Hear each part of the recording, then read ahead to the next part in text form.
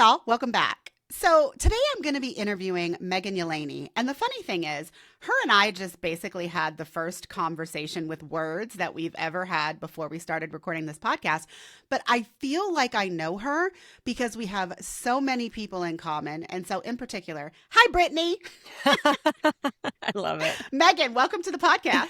Hi, thank you so much for having me. I know, I was like, this feels like a long time coming, and I've stalked your website more times than I would like to admit as like, example, I like this. So I'm very excited to be here. Oh, well, thank you. And the funny thing is, I just gave it, I would call it a mini revamp, but to most people, it was probably like super big. I am now down to selling one single offer. And so my homepage did not reflect that. And so over the last 3 days, I have literally rewritten and redesigned my entire homepage. And so if you go look now, it looks different now, Megan. But I'm very excited because now I feel like I wrote it with the purpose of driving everyone to my signature offer. And so I feel better about it now. I'm feeling like I'm in a good place. Now my website actually matches what I'm trying to do on like all of the marketing channels when I'm trying to get people to join my offer. Yeah. Serves the purpose you want it to. That's great. Love it.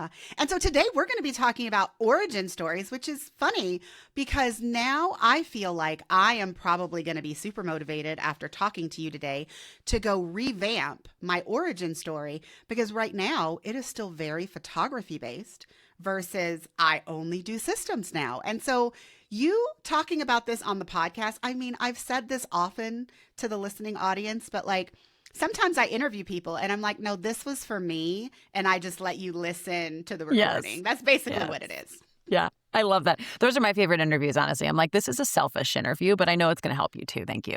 It is. And thank you. And you know, if you want to send thanks, I accept Starbucks and hellos on Threads, like whatever. I love it.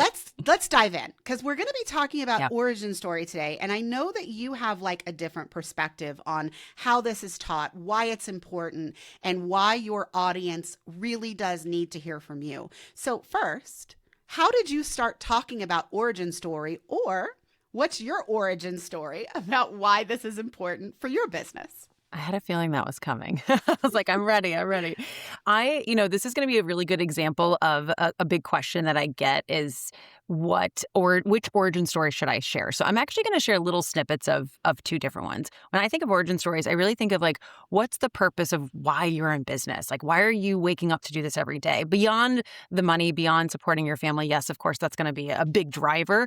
But why do you do the work you do, right? And people do really care about that. And so my original one was I was a starving artist in LA, living that life as an artist does. I was going to auditions. I was cocktail waitressing. I was doing a lot of background work on film and television.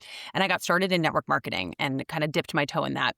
And then once I moved back to New York from LA, I met my now husband and we started dating. I just kind of like saw the future with him. And I just realized like, while I adore theater, it's always going to be a huge part of who I am. I didn't need to do it to make money. I was like, I don't want to live this life. It's really hard. And the starving artist life wasn't for you. No, it's so not for me. It's so not for me. It's so hard. And I was like, I love it, but I don't have to make money to do it. I'll just perform for fun, or do some side gigs and stuff like that. And I'm actually doing a show now. Like I'm doing that still. So it's still my favorite thing to do, but it also became like a job. And I just was like, oh man, now it feels a little icky. So it was all definitely meant to be. But during that time, I really saw the potential of the business I was in. So I went all in. I built that up to where I fully was able to support myself and quit all the other jobs. And then I felt very restricted, as a lot of people do with network marketing. It's a nice entry into business. Many times you get to learn a lot without creating a product yourself, right? And then came that time where I said, well, I can only take people on if they're joining me as a distributor or they want to be a, purchaser of the product. And I had learned so much as you do when you're in business about marketing. And I went to school for marketing and just personal growth and all of this extra stuff I wanted to talk about. So I branched out. I started health coaching business because that's really what I was doing in the company. And then very quickly realized the reason I loved that business was really not the health. While I love health, it was just more of a part of who I am, but not what I was meant to coach on. I realized that quick. Mm-hmm. And then 6 months in, I pretty much pivoted to business mentoring and really just took so much of what I applied from building that business, my schooling, and just being online, especially. That's when, this makes me like sound so dated, but that's when Instagram was like just getting going with online coaching. Like it was like the 2017, 2018 kind of era when it was really ramping up. And it was just it was a very experimentative, is that how you say that word? Time in the space. And so I was having so much fun with it. Went all in on that in 2017. And I've been business coaching in one way, shape, or form since. But the next part of that's usually the first iteration that I would share of like getting started. In 2017, when I was health coaching before I switched to business, it was the era of like, I think it's called the Belfie, the butt selfie. It's ridiculous, but it's when I was doing fitness coaching, would take a very particular photo of themselves and they would twist their body to make themselves look a certain way. Yeah, like very uncomfortable and painful to actually do.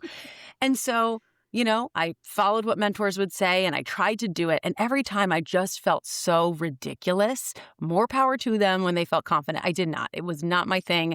And I one day recorded myself trying to get that shot. I was at my friend Brian's house and his cat was hopping around in the video. It was hysterical. And he's like laughing at me trying to get this shot, like recording myself. And I said, okay, I'm going to go screenshot the best pose.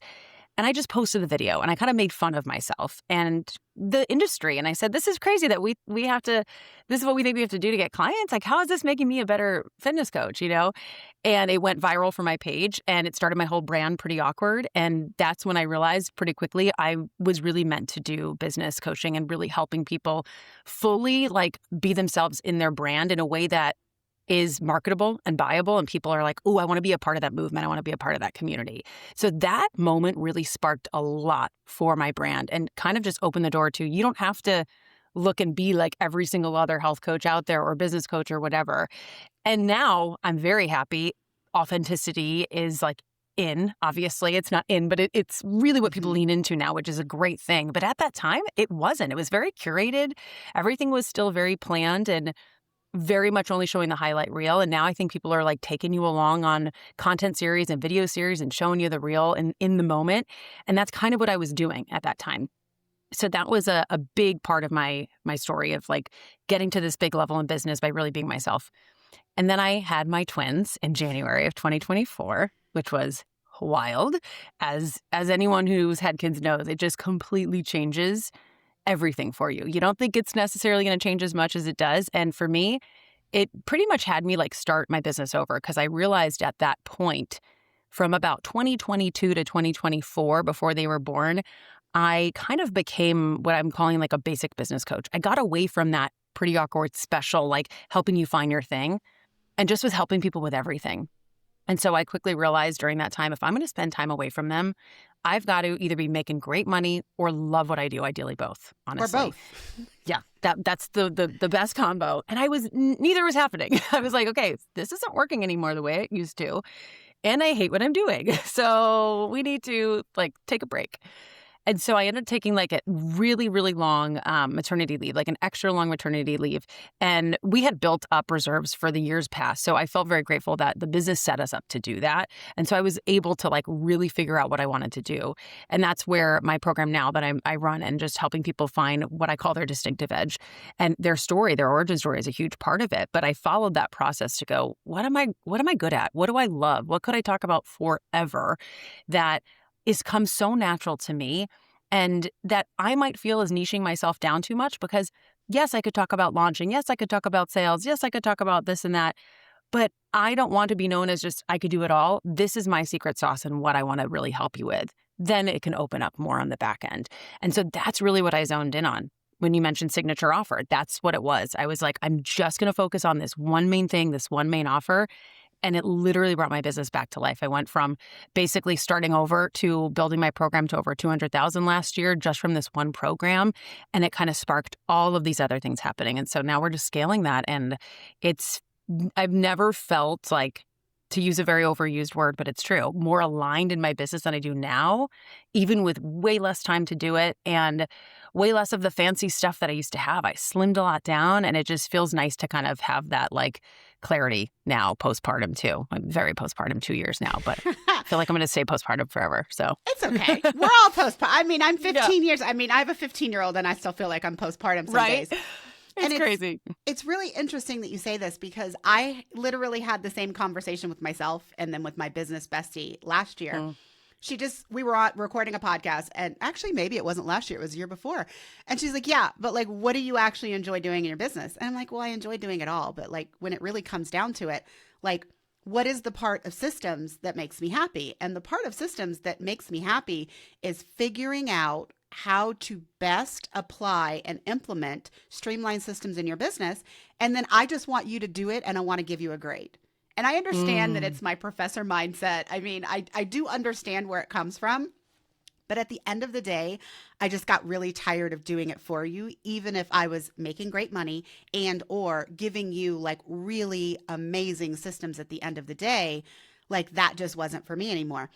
Now, the funny thing is, I feel like every time someone asks you to tell your origin story, it's supposed to be like this, oh, especially for systems. I was so overwhelmed, and then I found systems for my business. And every time I get asked that question, I'm like, no, that was never me. I never allowed myself to get there. Yeah. I was like, so I don't have like the typical origin story that people have when they're like, oh, well, I was in your shoes and then I did this. Because I, like you, I built my business very different. When my kid was 3 is when I really started my business, and I sent her to preschool, and she was only going 2 mornings a week. And then we increased it to 3 full days, and then it was 3 full days and an extra afternoon. And then all of a sudden she was in school, full time, 5 days a week.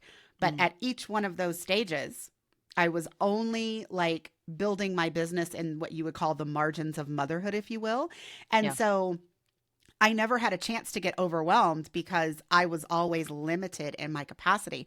So just this whole idea of an origin story, I often lean into the fact that, no, I'm a professor. And so now I just want to teach you how to do it. I want to give you homework. I want you to come back to me. And I basically want to give you a grade. I want to give you a gold star. I want to tell you how to make it better. And then I want to give you another homework assignment. So, I mean, is that my new origin story? Like, is that what I should be telling everybody? You know what you just did so beautifully, which I love. I have to make every one of my clients listen to this episode because you just did it so great, is you just really named your edge so beautifully. You, like you said, one of your skills as a professor, your lived experience, you're bringing that to your coaching or your systems, right? Strategy. And that's different than someone else who's a systems strategist who maybe came from corporate and has like a little bit of a different approach. You have this professor approach. So you're going to use that to your advantage. And I mean, so many of us went to school in that structured way that even if like we weren't the A+ student or didn't love that, we're used to that. I love that. I would love this so much. I'm like, wait, give me a good grade. Tell me I'm awesome. And then I'll go back and do better. So that is your edge. That's your secret sauce is like I taking my lived experience. And that's what made me stand out amongst other people who do systems. And it's also, I think, one of the things that you do for people based on what you're saying is like, you're not just like, what's that phrase? Lead a horse to water. You're not just like, I'm going to do it. I'm going to teach you how to edit it because your business is going to change and now you'll know how to tweak your systems. Like you're really doing them a service, honestly, in such a way. Well, and it's weird because at the end of the day, my new signature offer, I built it for me. Yes, it's good for my clients, but I really looked at my business like if I'm going to be doing this for like 10 more years, what is it what makes me happy? And it just so happens that the new offer was crafted and it's giving my clients better results than I was giving them when I was doing it all for them. Because now, I mean, it is kind of like a downer that they never have to pay me again. But like most of my clients never have to pay me again because we set up this one offer for you. You took everything that we did, you duplicated it, you did it for your other offers. But when your business changes, like you just said, they know how to adjust the systems because they built it. So, I mean, in a way, I'm like pricing myself out of, I guess, like lifetime client value. Like, I mean, I have to find a different way to get them to pay me more money, right? But they're never going to have to come to me for that exact same service because I taught them how to do it from the beginning. And so I feel like, we've been talking about authenticity in a way. And I truly believe now that if you are building a business that works for you and that you are really putting yourself first, it will benefit your clients. The right clients that are aligned for that offer will come to you. But I do feel like a lot of us spend too much time worrying about what our clients want, what our clients need. And then some of us get stuck in businesses that no longer work for us, but we don't know what to do because it's really hard to turn an offer off that's making you six figures. I mean, if people are paying you, and they don't really have to be convinced, you've got enough social proof, everybody knows that you can deliver, it's really hard to say no to $5,000 if someone is like, oh, no, I'm ready to just hire you. Here's my money. Like, it's really hard. But if we look at ourselves and we think about what we need inside our businesses, then that's the way to go. Now, let's bring it back around to the origin story because, so one of the things that you said was, well, what if my story is not dramatic enough? I mean, you said like me, like I was a professor, I can tie it to how I am helping you now.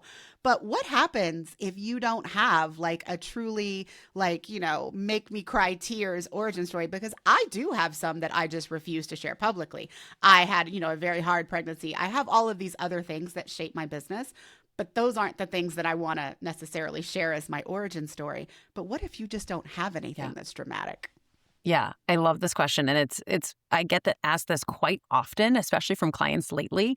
And I think it's because when we hear a dramatic story, something that's like a really big transformation, whatever kind it is, that like sticks to us. So we think, oh, everyone has that. And that's kind of, it's like that, what's that phenomenon when you hear a red car and all you see are red cars? I'm forgetting what that's called, but it's kind of that. When actually, if you pull back and you look, most people don't have a dramatic origin story. And your clients, the whole purpose of this is to connect with your clients. When you're trying to pick the right story, you want to think, where is the person I'm trying to attract? What's their before? What's their moment right now? How does that match my before? Which one is closest to that? So if I wanted to help people who were just starting their business, very new, very green, I would go back to my network marketing into this whole world because I did feel very fresh in it, even though I had a lot of business experience. It was like a whole new world, right?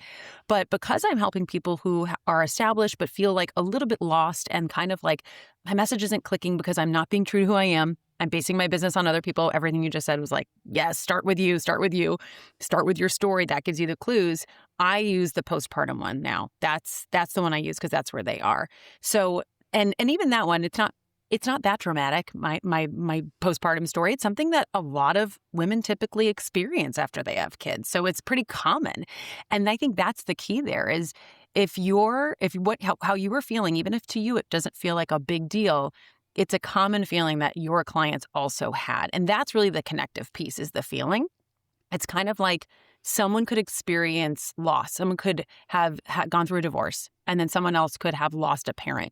Obviously, not the same thing, but it literally feels like you don't even know how to operate for a while because it's not the life that you knew. So they're going to feel the same thing. They're going to experience that same emotion. So that's like the connective tissue there. So anyone thinking theirs isn't dramatic enough, neither is your ideal clients. And that's who you're trying to connect with. So that's totally cool. I mean, so we're going to conjure Brittany Herzberg right now because something that you said was like, I know we're talking about origin story and don't worry, we're going to come back around to that. But something that you said made me start thinking about social proof and how everything that you have just said also applies to the social proof that you are choosing to collect, that you are sharing on your sales page, on your social media, because I often don't share the dramatic, shiny ones. I am very opposed to what I label money marketing. Like, my client created a new proposal and then she, 4 out of 5 next proposals that she sent booked immediately and she made $5,000. Yeah, that's great. It's wonderful. And like, I share that story because I'm like, it is a really good story.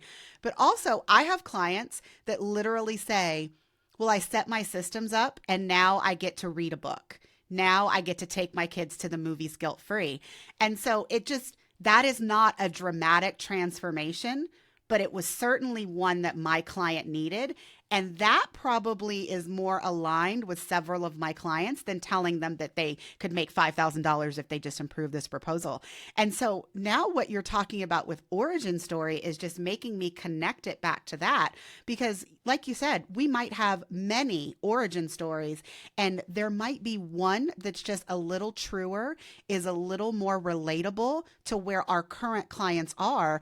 And so it is a skill to choose that particular origin story and tell it then, the same way that I think it's a skill for you to collect social proof from all of your satisfied clients and figure out what part of their story, what part of their transformation will connect with the ideal clients that you have in order for them to make sure that the ROI that they get from your service, from your offer, from your program is what they currently need. Yeah, 100%. And even as you were saying that, I was like, that's exactly why I opt into systems and get help with systems is 100% that. It's not, sure, making more money, great. I need to be able to sustain what I'm making now with less hours. That's my main goal. Then I could think about making more. I'm even in this like public series of sharing how I am growing my income. And one of the first things I did when I did the series, I said, here's what I'm investing in to get my time back and get my capacity back. My income is not going to increase anytime soon until that stuff gets like settled because I can't increase my hours. I don't want to. I like the amount of time I'm with my boys, and I want to make that like a really hard boundary. And so that to me is way more appealing than make more money. It's like, even if someone is overwhelmed already, that overwhelms them even more. Well, I can't handle more money. I can't even handle the current money I'm making. That's what I need help with. So I love that. That was such a good point. So let's take one step back. Let's say that I am someone who has all of these different origin stories that I could tell. Like, what is the process that you take someone through in order to choose the origin story that they are currently sharing? Or I guess a backup question to that is, like, how often is it appropriate to change your origin story? I'm imagining repetition is important. Like, you don't want to change your origin story every month because then no one can connect to you. But how do we choose? And then, like, how long should we stay on that path before we consider going somewhere else with our story? Totally. I usually say the main thing to look at is write down what are the specific problems your person is experiencing right now that they're going to hire you for. They're going to join your offer because they want this pain removed. They want to get to this goal. They want to get to this result. They want to read the book and not have to worry. Like those kinds of things get as nitty gritty as that.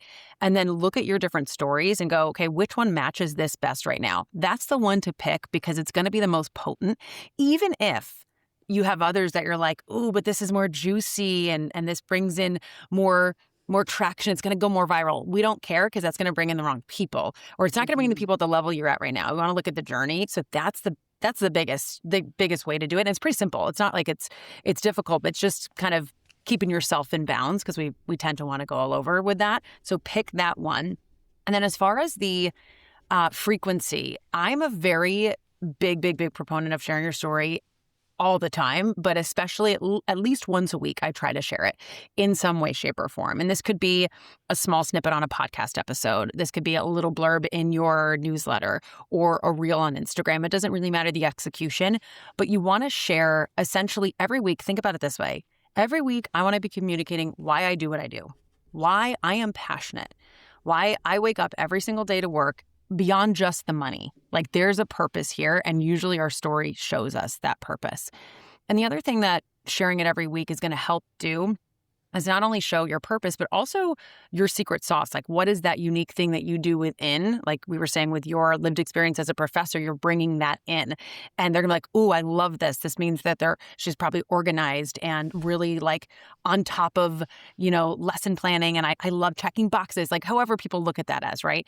But that is gonna be such a great way to also show your framework, your process every single week. But story is what sells. So you're not just going, I'm gonna walk you through my 3-part process. You're gonna tell them through a story, and especially if it's a client story. So every week, and something I'll also say with stories too, you were kind of talking about the social proof, is you can tell your origin story through another client's. So what I mean, let's use Brittany. She's a great example because she's someone I've worked with and she's such a good example of this. I could say, hey, I am helping someone named Brittany. I'm helping her craft her origin story. And she had why she had so many origin stories to get there. And we picked one because it's where her person is right now. She moved to a new state and she was a massage therapist, had no clients and was freaking out like, oh my gosh, I have to pay rent. And she ended up getting a few clients and was like, wait, where are these people coming from?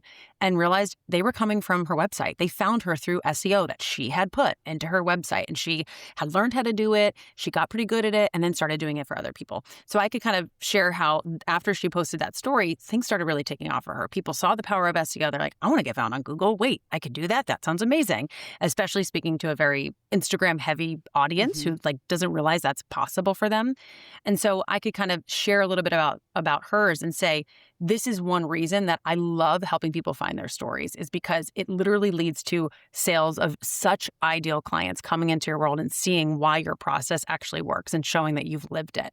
And so I could start to share like why I got into sharing stories. So it's not that you feel limited by just sharing yours. That's one thing I want to just make clear. You can really share your process and your story through other clients, if that makes sense. No, I love that you said that, because one of the things that you and I talked about before we hit record was the whole idea of repetition, and how sometimes if you're repeating your origin story, it can feel like you're saying the same thing over and over again.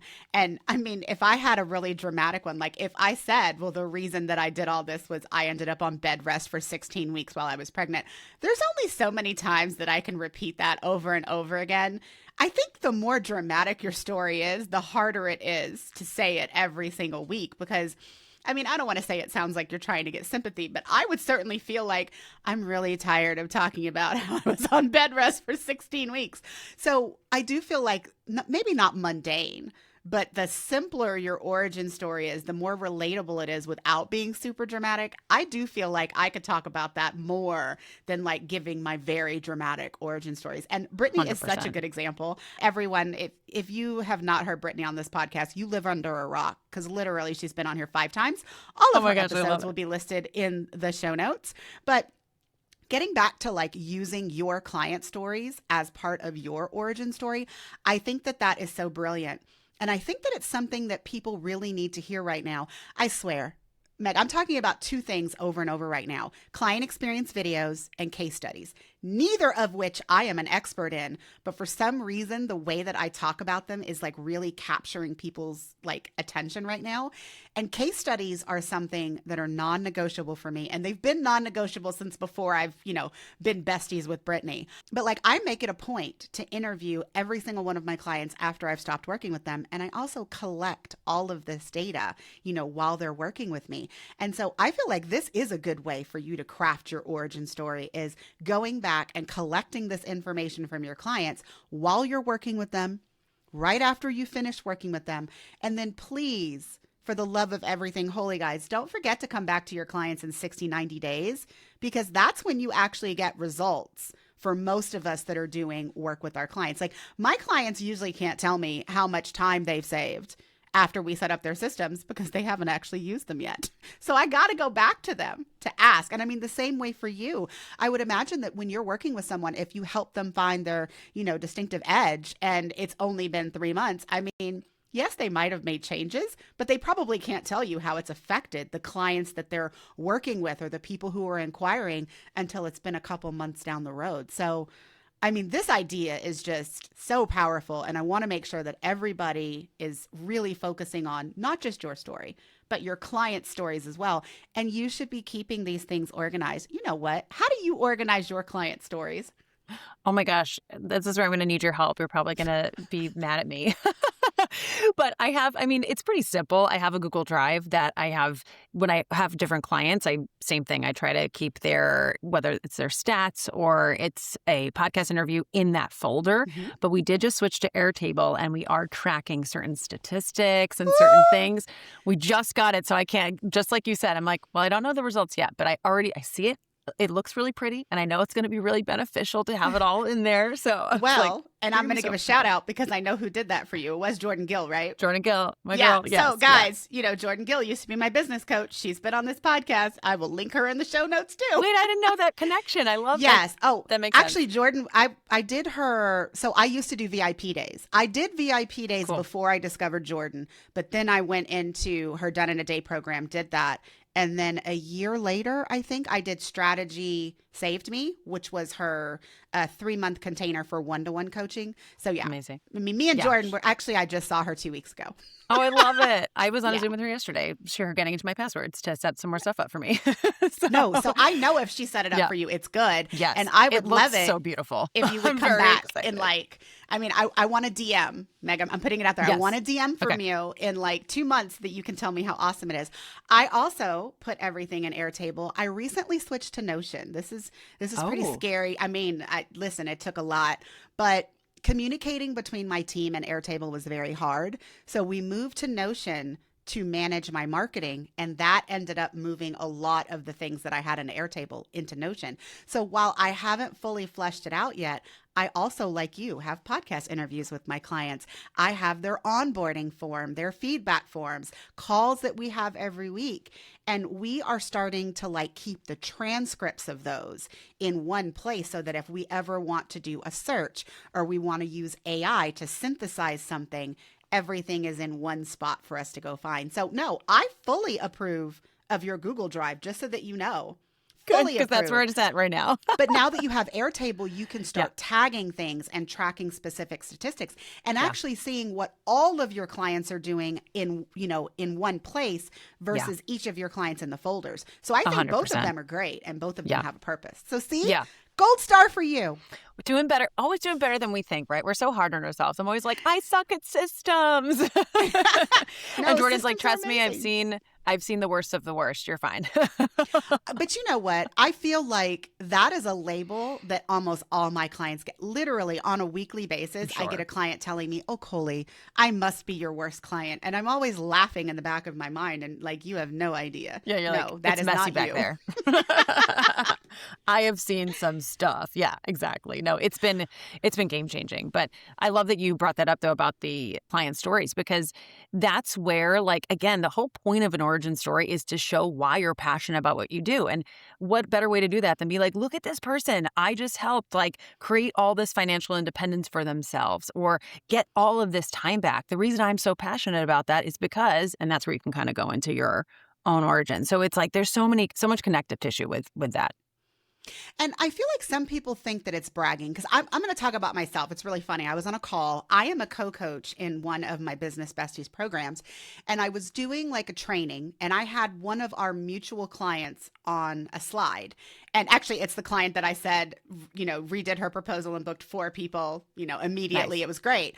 And when I said that out loud, I was like, oh, you guys should all know Roxanne because she was a rebrand person. I was like, but I mean, I take credit for the systems, but Maddie gets a lot of credit too. So what do you say to people that are a little gun shy about using their client stories because they don't feel like they are responsible for the full transformation? I mean, I walk a fine line with that because I do also want to make sure that, everybody's getting credit for what they did if they're bootstrapped it on their own or whatever it is. But do you ever run across clients that are like, oh, but I can't use my client story because like I wasn't responsible for that full transformation? Yes, all the time. Especially, this comes up a lot when someone's creating a new program and it is using the same framework that they used with, let's say, one-on-one or a different program, but it's not technically the same program. They're like, well, I can't use any of those testimonials. I'm like, of course you can. It's the same process. It's just now going to be in a slightly different format, right? So yeah, I come across that a lot. And I definitely understand that because there's many times when I'll be talking about a client story and one of the biggest things I'll say is, they did the work, right? When I'm doing coaching, they're doing the work. It's not done for you. So I always want to make that clear. Also, because I want to attract someone who is ready to do the work and knows you got to take radical responsibility for your results. I'm not going to give you your results, right? And so it's just like attracting the right person. It's helpful to do that. But one of the things that helps me personally with this is I try to frame it as like the process is why they could like shine and really do great because they had it in them. It was already there, but I just laid it out in a process that was so easy for them to follow and really sped up their results way quicker than they ever would have on their own, right? And so I kind of make the process the like star of the show combined with the client. So it's not just like, I did it. It's like, hey, this proven process that I have is one reason they were able to have such faster results. So people are more buying into like the process and your methodology It feels like a little bit like brand versus you separation that makes it more comfortable. I mean, and I feel compelled to like put this in there because again, I was doing done for you many years and then I transitioned to now I only do done with you. And I never thought that I couldn't use the same testimonials. I'm not one of those people. But I did have to convince myself to make the time to basically go revamp those testimonials. So, what I personally ended up doing, and I'm going to say it out loud so that if the listeners are in this same position, they feel like they can do this as well. I had several like done for you clients, and I've always done a very in depth strategy call to kick everything off, right? So we're going through the process of you telling me all about your business, and we're basically like designing the systems that at that point I was implementing for them after that call. But many of my clients would talk about the designing of the strategy as the best part. I mean, yeah, I created the systems, but like we went so in depth into their business and their process and all these things that I was like, oh, but that's part of the done with you. Like we still do that, but then they take it and, piecemeal, they're doing their tasks. Again, they're coming back to me for a grade. I give them their grade. They go back and do it again. But I was like, that's the part that really hasn't changed. The collaboration, if you will, between us to make sure that the systems, no matter who's setting them up, are going to work for you. So I went through all of the transcripts for my done for you clients and pulled those bits or when they said what they did with the systems after, because all of that still applied. It was just that I didn't want my testimonials to focus on exactly what I created for them because now I'm not creating anything for anyone and I didn't want them to get confused. But like, you certainly shouldn't discount what you had previously, especially if it's the same process, the same framework, because in the end, the result that they're getting is probably the same. And so all of that can be reused, guys, all of it. 100%. That's why I do like leading with the process, because unless you're completely shifting your process or you're changing the name, you could almost use, if they're not saying the specific name of the program, you can almost use that same one because it's like I'm giving the process credit, not the name of the container, the credit. Yes. If that makes sense. I mean, is there anything else that we need to talk about related to origin story that we like haven't hit? I mean, we talked about what to do if you've got so many stories that you just can't pick one. We talked about what to do if you feel like you're talking about it over and over again and you're a little sick of yourself.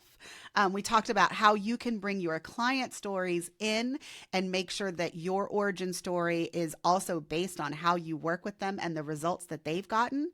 I mean, is there anything else that we haven't hit? I mean, I feel like this was an awesome episode. I know. This was great. And I love, like, this was such a, which I'm not surprised I expected this from you, but this was such a unique way to talk about it too. Like the questions you asked me were different than most. Everyone wants to just have me go through the steps, which that's great. And I have a freebie for that. You know what I mean? So it's like, you can go get that. Like that's there, that's written down for you. So I've been loving this. One thing that just popped into my head is where do you actually place it? And I mean, some of this is obvious probably to people, but your website, your About Me, that's going to be a real helpful place to have it and beef it up, right? But also this is kind of like a really good way to be redundant without being redundant, right? Saying the same message without feeling redundant is in your hooks for your content. If you're using, I'm talking Instagram specifically, but I think this also probably applies to TikTok. Right now, what's doing really well is like social proof hooks. So me-centric, things I did or things clients did. Because of AI, people are a little bit more wary of just general education, unless you have a very well-established brand or you're just trying to reach your current audience. They trust you. You can do that education for them. But if you're trying to grow and bring in new people, adding in any bit of that social proof, like how I was able to XYZ, is going to be so helpful. And your story really kind of gives you that clue of what's your thing, what's your XYZ. Real quick example, I worked with a client for a long time, and she joined my program and we went through the story. And like you were saying, you got to start with yourself, I always think, because I really agree with that. And I think some people start with the client because your story is going to give the clue to what you're really meant to do. And so I'm reading through her story, and she's a business coach for fitness professionals who are trying to come online and leave just personal training. And she was kind of marketing like everyone, not everyone, but a lot of people she saw. Social media is the way, and how to become better at social and all that. And I'm reading through her story, and she had built these incredible like conventions. She would get so many people into these big fitness conventions. She was hired to help other people with that. She built this networking system in person nothing to do with online that blew up her business. And there was no mention of that in her marketing. And I'm reading through her story. I'm like, this is your secret sauce. Why is this not like what you are talking about 24/7, how to grow without social media? Completely changed everything she did. She realized that was already baked into her process. So that became her little hook that now she's using on everything. So just remember your story. If you feel a little lost, go back to it. It's going to probably give you the clue to what you actually should be doing too.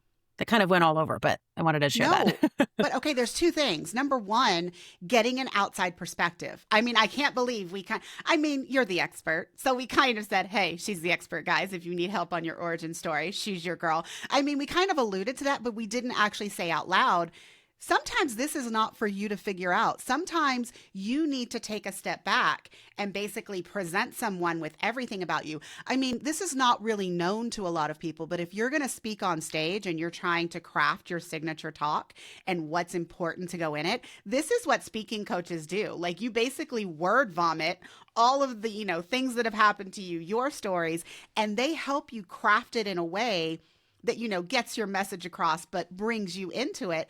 And that's not something that people can often do for themselves because you're too close to your story. You don't realize what is like really spectacular and what is just like, normal for everybody else, if you will. So outside perspective, that is number one. The second thing that you said that I had it written down, I scribbled it while you were writing earlier and I forgot to say it. When you said you should be sharing your origin story every week, I want to kind of ask you and make sure that I'm on the right page, because this doesn't mean, 10 minutes of sharing your entire origin story. When you're doing those snippets on social media, they should be leading someone back to like some other piece of content where they can, in fact, listen to your entire origin story, right? So how does this I think what I'm asking you is short form versus long form. Is that a thing for your origin story? Yes, I love that you asked that, because even as I was saying that, I'm like, that's going to sound so overwhelming for people. Like, oh, that's a lot to share every week. It could be that one little hook, right? That one little hook that you get people in. And in the caption, you're sharing a little bit more about the process, giving them some steps. Comment below this word to get my freebie, whatever it is. When they enter your freebie in your nurture sequence, one of those very first emails should be your origin story. Always. Always, always, always. Like, for me, it's always my second for some reason, and a little blip in the first, but that's usually the delivery of, what the freebie is. Then it's like, why should you care? Why should you pay attention to me? Why should you trust me? Like, that's got to be a real quick end. So that's going to be like an alternative way from the short form to the long form. Or it could be comment below pod to learn more about XYZ topic within that podcast. Share your story. And I think the reason that's doing so much better right now, well, one, story just always is more impactful and sells and people are interested and we naturally lean in. But again, because of AI, like, people are really drawn to those before and afters and those like more like, I love fantasy and reading and things like that. So they're drawn to more of that, like, ooh, take me out of my real world. And so if they can like feel like they're on a journey with you versus 3 steps to XYZ, you're saying the same thing. Mm-hmm. You're just showing it through your story. It's going to land so much better. So yeah, those hooks are a great way to get people into the long form. I mean, and I just realized this is also and you know what? We're going to cut it off after this because I swear I could talk to you all day. But I feel like this is also that question. And it's a concept that I hear all the time, but you're leading with your expert knowledge content. Like, a lot of people feel like they have to teach their framework over and over again. And that's not really what gets somebody to pay you money. Yeah, your framework is great. Yeah, that's how you get them results. But they want to connect with you, and your origin story is how you do it. And so when you're looking at all of this content that you're sharing, it cannot be teach. And this has nothing to do with like a fear of over teaching. This is just, if you are continuously putting out your expert level content, they are never really going to make a connection with you and hit purchase. They have to get to know you, your origin story, the social proof of your clients, if you will. All of that is an important part of showing up in your business every day. Totally. Otherwise, you're looked at as more of a resource and they're like, oh, great, they have great stuff, and they'll save your posts and they will not be activated to go, oh, wow, you just shifted something in me with that story. I saw myself in that. I have to go talk to you. And now I have internal motivation. Yes. Yeah, that's it. That's the shift. That's why stories, it's like saying the same thing, just in a story. It makes such a difference. And it's so much more fun. And once you get good at it, like you're going to get better and better and better at it, because that's just the last little bit. People are so hard on themselves with this kind of stuff. Like, I suck at storytelling. I suck at this. It's because you just haven't done it enough. Like, everyone's, not great at it in the beginning. So just keep trying and keep getting better. And I have this like step that this 5-step process that helps. But even that, it's kind of like, I use this analogy a lot. I do a singer and performer. And so I'll take voice lessons occasionally. If I go on stage and I start thinking, oh, where is my voice placement? Where is my diaphragm? How is my breathing? I'm so out of the moment in the character. Like, I have to trust that all is sitting in me and it's going to come out as it should. It's kind of the same with this. Like, learn the steps and then just like put stuff out there and start to see how it's landing. And you're going to get better as you go. Guys, this conversation has been incredible. I'm so happy that Megan came on the podcast. I need you to tell everyone where they can find you on the Instagram, if they want to learn more about your program, The Distinctive Edge, where they can find it on your website, all of the goodness. Oh, thank you. This has been so fun, Coley. I'm really, really excited we finally got to do this after stalking your page for so long. I'm really, really pumped to be here. If you go to Instagram, I'm at Megan Yelaney, and I'll give you the link also to the Business Story Blueprint if you guys want help mapping out yours. So you do have some prompts and some examples of like, okay, this is like a good structure to use for my first iteration. And that's meganyelaney.com/business-story-blueprint. So I'll give you that. And also have a podcast. So if you're on listening, come over to Business Not As Usual. We're going to get Coley on soon. So it's an amazing podcast. I am going to be on it soon. And also, guys, that blueprint that she mentioned, unless she's modified it, Brittany is one of the stars in there. She is. Yes, she still is. All right. So I hope that this has given you guys a little bit of information. I mean, not just for creating nonsense content, but really creating content in a way that is authentic, that is going to relate to your audience, that is hopefully going to bring the right fit clients into your audience going forward. But if I had to tell you anything at the end of today, it is find somewhere to start collecting your stories and writing them down. No matter how dramatic or insignificant they feel, you should be making time to write down your stories so that you can find the origin story that someone in your audience needs to hear today.